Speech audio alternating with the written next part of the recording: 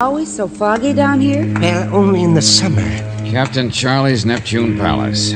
Quite an ornate old place, isn't it? Oh, the rooms are empty now, most of them, and half of it is locked off, of course. It tips like a one-legged man there where the pilings underneath are sinking. The commercial docks went away and left this district, you see, when they built the new piers farther down. I know. Beer and sandwiches. Step into the kitchen and make your own. Rooms 50 cents.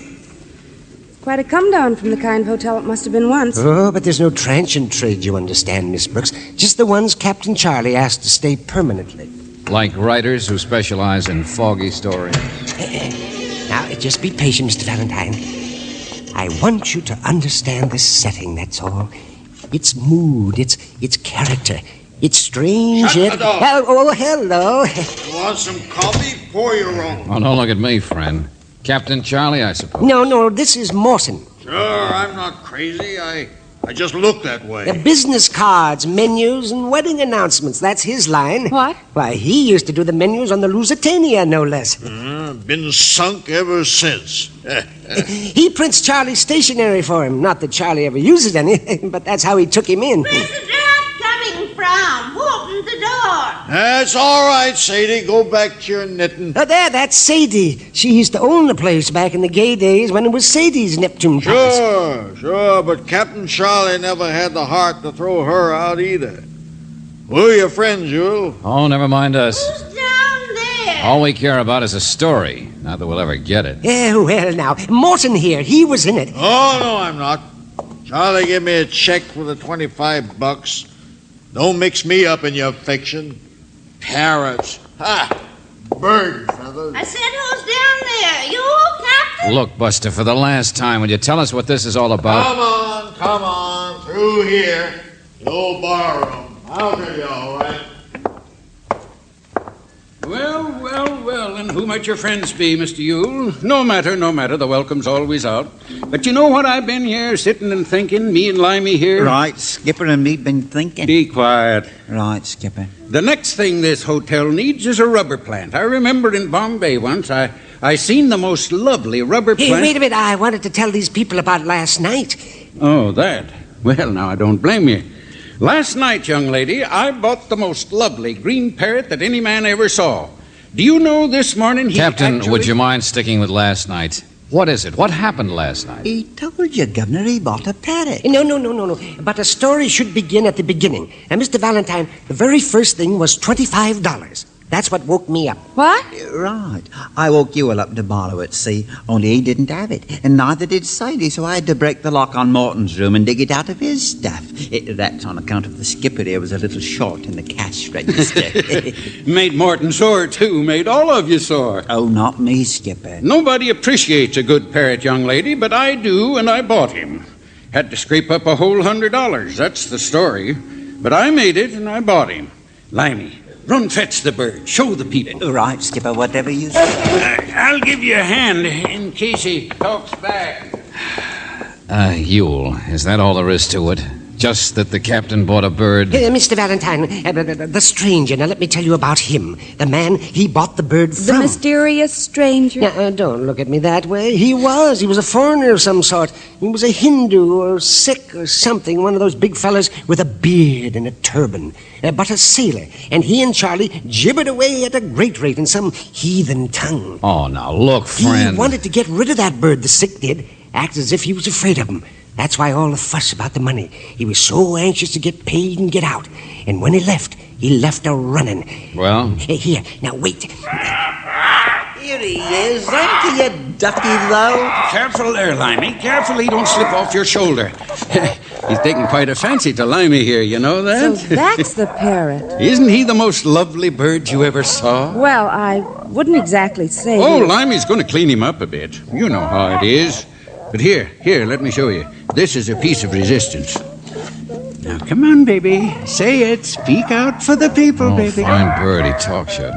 That's a baby. That's a baby. Talk right up like you did to the heathen. Speak out, baby. Speak out. Drop dead, drop dead, drop dead. Drop dead. Isn't he the most lovely thing you ever heard? Drop dead. That does it. Valentine, wait. Wouldn't it interest you if I told you that I took a walk this morning just before I called you and that I found the sick, that heathen sailor who was so afraid and so anxious to get rid of the bird, and that the poor man was just lying there in an alley, dead.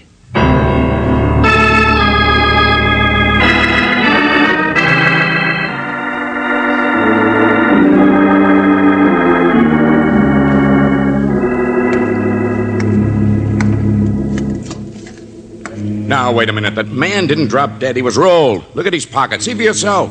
Slugged and rolled, that's all. Yeah, you're right, Lieutenant. Only whoever hit him tapped him a little too hard, Chuck. It's happened more than once down here. Don't you think it's interesting that... And never mind that Eye of the Idol Mystery Magazine stuff either, Mr. Yule. What I want to know is why you didn't report this to the police quicker. But here in the alley, I knew no one would find him. Besides which, a beard and a turban. You don't even know he's the same guy you saw last night. I think he is. There's a whole shipload of these birds in port. Can you tell them apart? Routine, that's all. Routine case, and you got to clutter it up. Big mystery. Okay, boys, where's that wagon? Well, Mr. Yule. I wrote a story about one of these fellas. Hey, wait a minute. What are you doing? Johnson will cut your gizzard out if you touch that body. You're in enough trouble as it is. Let go of me. The turban. Here, hold that flashlight. Oh, brother. There. You see? I told you it was the same man. Yeah, whoever rolled the sailor just wasn't so bright about where he'd carry his money, huh? 60, 70. Here, give me that. Yeah, it's the $100, all right. No, I'll keep it. Only so what? This still doesn't mean the parrot had anything to do with it. Hey, Mr. Valentine, look at this. Did you ever see an Oriental who chewed tobacco? What? A plug. Okay, so there's been somebody around here lately who chews tobacco, but... Oh, yeah, I remember. You said on the phone something about a seaman who chews tobacco. Yes, a big fellow, but an American seaman. Well, where did he creep in? Now, look, Buster, you'd better spill the rest of what you know fast. I've told you everything, honestly, I have. He was just a seaman, that's all. I didn't get much of a look at him, but this morning when I woke up, he was peering in my window. And when I shouted, he ran. I came out to look around. That's when I found the body. And then I ran.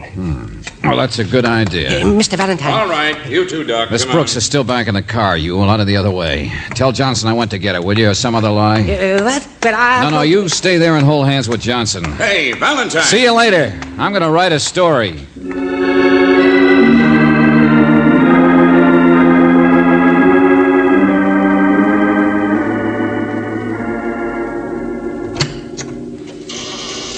George, remember?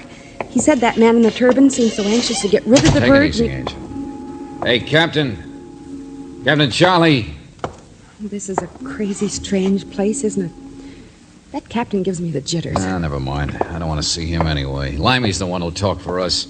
A weasel if I ever saw one. But why? What can he tell you? What is it you're trying Here we are, through here. Just check the information we've already got, Brooksy.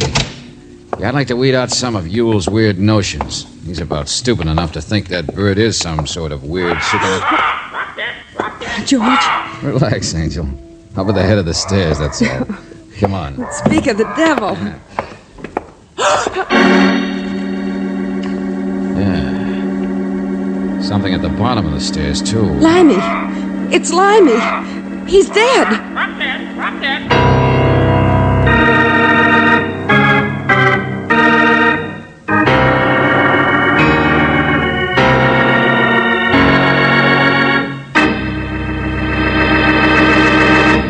You know, I've always found it pretty tough to squeeze juice from a lime. Well, that can't be true with everyone, because here's a case where somebody squeezed a limey too hard. Couldn't have been the parrot, but he might have been the inspiration. Now, if you're in need of inspiration, why don't you give this a listen?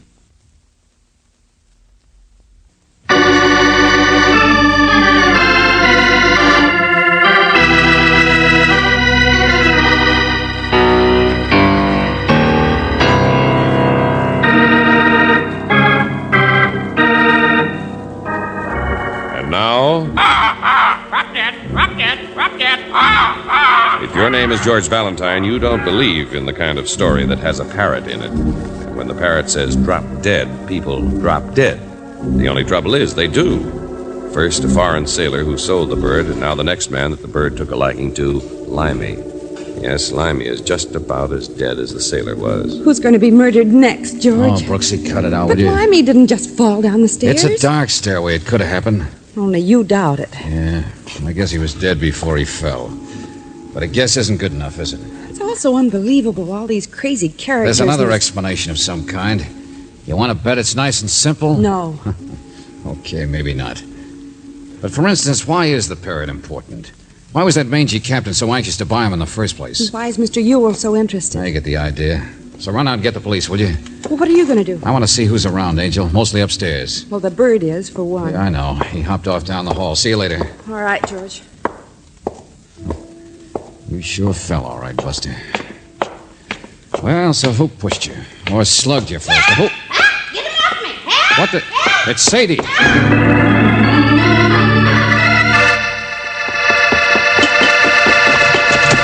Sadie! Get him off that awful thing! Oh, what? Get out that window! Go on, shoot! All right. Just a parrot, that's all. Just of all the ugly, mean, All right, take it screeching- easy. He's out the window now, huh? Sitting there on the kitchen roof like he was real proud of himself. Only what happened? Hopped through here across my face. I was sound asleep. I told Captain Charlie I wouldn't stay here if he kept that bird. I never allowed parrots when it was my hotel. This was a respectable place. Sure. But look, Sadie, did you hear any noise out by the stairs a while ago? Maybe about half an hour ago? No. Why should I? Everybody's been out, except that awful creature. I heard them go. Why? Skip it. Only tell me something, Sadie. How long have you lived here? 40 years now, I'd say, off and on, barring a couple of marriages. But I always come back. Oh, my lands, I wouldn't know any other place to live. None of us would. All been here for years with Captain Charlie, huh? Well, of course.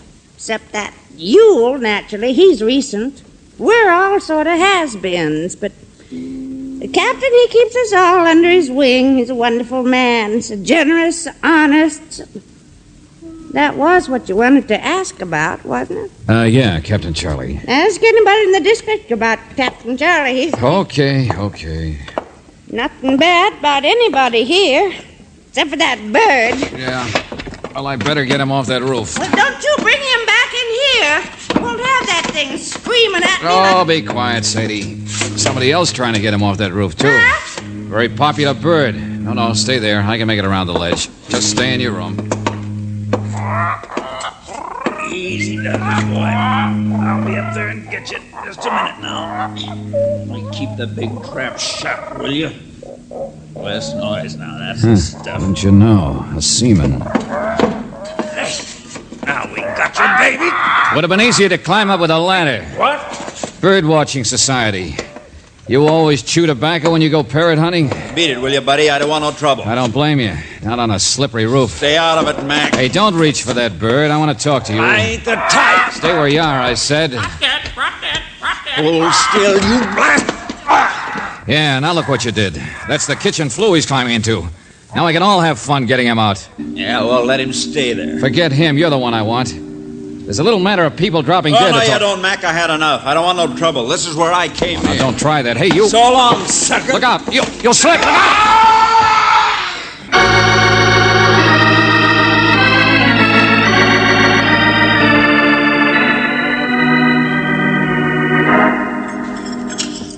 Drop dead. Valentine, you're the one. Oh, stop it, Johnson. Drink your coffee. Plenty for everybody here, folks. Help The yourselves. seaman isn't dead, Lieutenant. His skull wasn't fractured. So we gotta wait for hospital reports before we can get him to talk. Johnson, for the 10th time, leave me alone, will you? Go solve your 2 murders. Have you checked all these people on when they last saw Limey? Yeah, we checked and double-checked and still haven't found anything. Okay, then leave me alone. I'll drink my coffee and think about it. Sure. First, you pocket $100 and run. Then you find something but won't say what it is. Then you... Johnson. What kind of an idea did that seaman give you?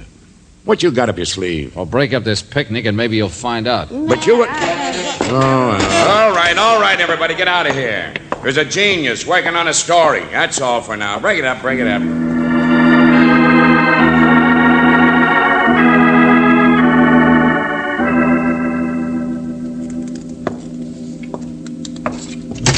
George. All right, they've gone now. So come here, brace me, Angel, and you can beat it, Brace too. you? What in the name... George, get off of that stove. It's a big one. Got a big ear vent. What? The flu. Hope he's all right. Yeah, now I can reach it. Oh, where are you, boy? Come on. Oh, brother, soot, grease, and cobwebs. You mean he's been there all this time, the parrot? I hope he's in here. Hope I can reach it. Yeah. Sure, here we go. Oh, look at the poor thing. Yeah. Well, I'll clean him up a little. He'll be all right. George, what are you going to do with him? I wouldn't touch that bird if it laid golden eggs. All right, hold still there, Abner. Now, Brooksy, listen. We got to find out once and for all if this bird really does have anything to do with all the crazy stuff going on here. You're sure hard to convince. Hey, get off my coffee. If you're thirsty, boy, we'll get you a drink. Now, Brooksy, you go in the bar where Johnson is. Give me 5 minutes head start, then tell people I found the parrot and took off down the alley. Well, of all the Well, this is the only way to find out, isn't it? To see who comes after me. The bird itself can't have any value, but maybe somebody thinks it does, or... Drop dead. Oh, Brooksy, now look, just because everybody who's been around this long-nosed chicken has got into trouble... All right, I'll do it. But there must be easier ways to find the end of a story. Okay, bird. Let's get some of the grease off your feathers. Bird of ill omen, huh? Big mystery bird. Oh, you like that, huh? Well, get yourself all stretched, because in about 5 minutes we'll go outside and see if anybody meets us. We'll find out just how dangerous it is to hang on to you when you're... Drop dead. Hey, shh, cut it out, will you? That's better. Drop dead. Huh? Drop. What? Hey, bird, snap out of it. What's the matter with you? Hey, Abner, come on, boy. Come on. There's nothing wrong. Oh, brother. Drop dead, huh? Coffee. The coffee. You took a drink of my coffee.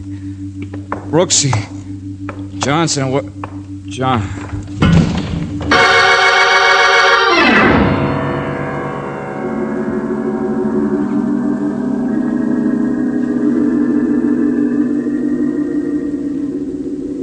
George, listen to me. Can't you hear me? Here, slap him with the wet towel some more. I'll do it, Captain. That stuff can't hurt him any. Get you and your crazy joint. Get out of here. All right. You all drink that stuff, too? Oh, George, here now. Don't move. You told me 5 minutes. It was 5 minutes before anybody even started to look for you.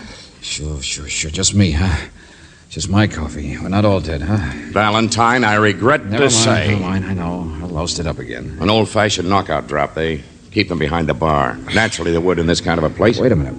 The bird. He's all right, George. And making a lot more sense than you are. Okay, Johnson, somebody doped my coffee. Everybody had a chance. Everybody knew I was going to be here alone. But at least it proves it's somebody right here, doesn't it? You nominate the seaman? Yes, but why did this happen, George? We found you and the bird hadn't been touched. Hey, did you move me? What? Here, I'll help you. No, get up. don't touch me. If it wasn't the bird they were after, it was me. Only why me? What have I got that they That want? $100. Look in your pocket. See what was taken. Yeah. I thought I had it in this pocket. Oh, the wallet's okay. Everything else? 60, 70, 80, 90. No, it's all there. Well, nobody'd commit crimes just for that amount of money anyway. No, of course not. So get on your feet. We start all over at the beginning. Johnson, I think better on the floor. You know, all this business could be awfully simple. Sure, Hindus and parrots and sea captains. This thing with me could be a mistake. Limey could just have fallen down the stairs. The first guy we already know was just slugged and rolled. I think you'd better stand up, George. Okay, too far-fetched, huh? But a desperate man might hope that's the way it'd go down. Like what, man?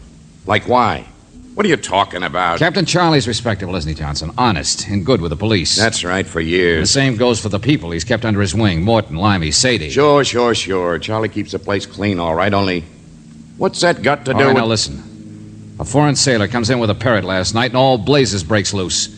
Everybody's imagination dives off in 7 directions. It isn't imagination that the bird was involved in every crime, though, is it? Here with you? With Limey who took care of him? With the sailor who brought him in? Sure, and you get so wound up you don't notice something else that was involved with everyone. What, George? The money that paid for the parrot. Huh? But you just said that dough in your pocket hadn't been touched. I thought I had it in the other pocket, that's all. But suppose while I was out, suppose the reason I was doped was to get at that money and do something with it. Now, look, if it's there, it's there. And that something was the last crime that needed to be done. From here on, the mysteries could stop. George, for heaven's sake, tell us... Okay, Angel, okay, words of one syllable. Suppose in this place one person isn't so respectable. being fooling Charlie along with everybody else for years. And last night, Limey broke a door, a lock. Why would anybody lock a door around here, incidentally? But who are you... Because Charlie needed $25 more to make up the $100 the sailor wanted for his bird, remember? Well, Limey got it all right. He found it in Morton's room. Well? Well, Johnson, from there on, 1, 2, 3. Morton was mad, remember? But the sailor had already gone. Then the sailor was slugged and rolled. But if it was Morton, he couldn't find the money he wanted to get back. George, Limey didn't have any money. Limey was a weasel. Suppose he got to asking Morton about that money he took. Suppose he caught on to what I'm catching on to. So Morton killed him, scared to death of discovery now, with one accidental murder already to his credit. All right, then came me. Do you want to bet I was doped so that 25 of that 100 could be replaced with a different 25? Holy smoke. Sure, that's right. Replaced with genuine money. George, Morton's a printer, isn't he? You got it. His press must be in the locked room. He printed menus, remember? Green ones with pictures of Lincoln and Washington and people like that on them. That's the idea. And it explains everything. A counterfeiter, trying to keep from being discovered. Well, come on. Don't just stand there.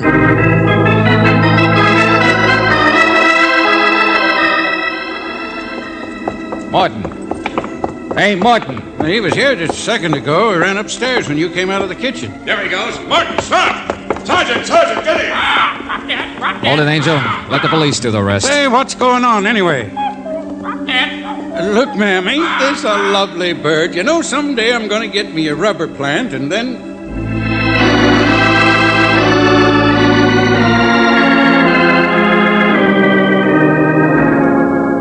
But, George, even if Morton did commit those crimes, it still doesn't explain everything. There's still that tobacco-chewing seaman who fell off the roof and the parrot... Hey, you didn't start this story. Yule did. So stick around a minute and I'll give him the rest of it.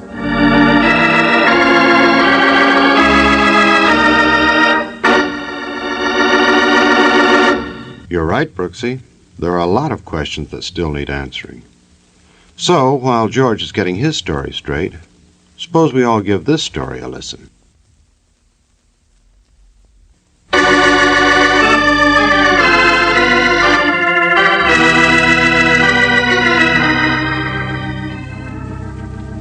Yes, he was a counterfeiter, I understand. All he wanted was to get his $25 back. But the seaman, George... Oh, yes. The mysterious man chewing tobacco. Well, use a little logic. The sick, the foreigner who was so anxious to sell the bird in a hurry, didn't speak English. Yes, that made it all the more... So where did his bird learn to say drop dead? Oh. Yeah, and every clue Yule gave me about him suggested the obvious. The sick had stolen the bird and was trying to sell quickly before the guy he stole it from caught up with him. You telephoned the hospital, huh? Well, this might not be all clairvoyance, but sure. The seaman didn't want to get mixed up in any trouble, but he still wanted his bird back. Huh. His bird. And that's all there was to it? Oh, my beautiful romantic story of the waterfront. With all those strange characters. Watch it. Don't get carried away again. Oh, dear. My beautiful story. Anyway, cheer up, Mr. Yule. Maybe you could sell it to one of those mystery shows on the radio. Sure. Call it Drop Dead.